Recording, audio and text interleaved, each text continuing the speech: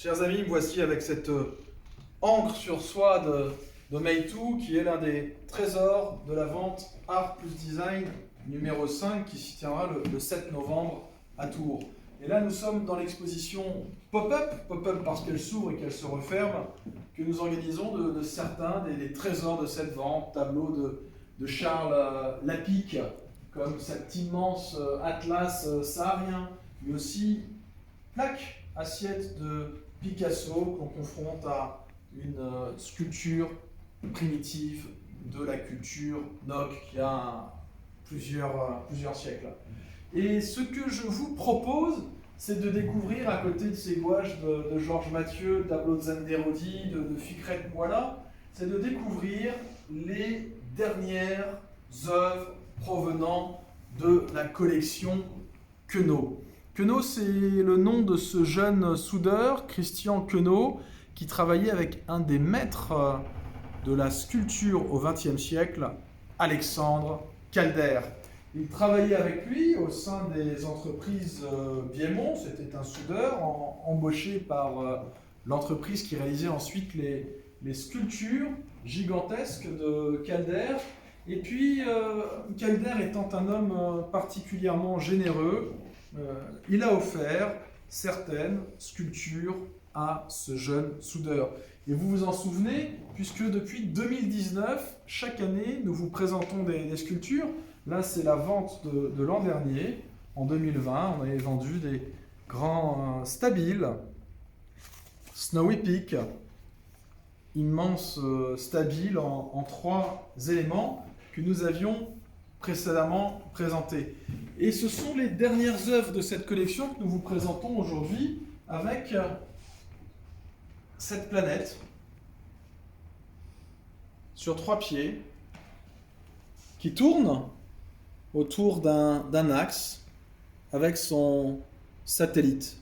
Et je dis son satellite, mais il y a en réalité 2 satellites étroitement imbriqués. Nous sommes dans un univers tout à fait fantastique de planètes. Et ici, une coupe au cerceau qui rappelle le travail d'Alexandre Calder dans les années 1930-1940, alors qu'il expose avec un groupe qui s'appelle Abstraction, Création, à la galerie Percier. Et à côté de ces 2 œuvres majeures, nous présentons différents exercices d'entortillage, petits bougeoirs ou petits acrobates qui rappellent le cirque de Calder avec lequel nous avions commencé de présenter les œuvres de cette collection et vous retrouverez aujourd'hui au musée des Arts Forains à Paris. Alors ces œuvres ont une résonance toute particulière.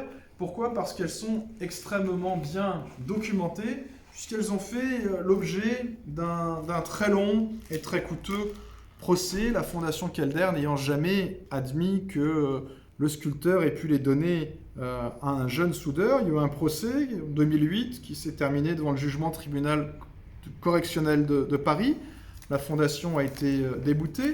Ça s'est poursuivi ensuite devant la Cour d'appel de Paris. La Fondation Calder a été déboutée et ça s'est terminé devant la Cour de cassation. Et la Fondation Calder a été encore une fois déboutée en confirmant l'arrêt de la Cour d'appel de Paris qui rappelait, qui statuait, je vous le rappelle, que considérant qu'à l'issue d'une instruction particulièrement complète, tant préparatoire qu'à l'audience, rien ne permet d'établir sérieusement que les œuvres contestées seraient des contrefaçons et qu'elles n'auraient pas été remises à titre de libéralité par Alexandre Calder à Christian Queneau.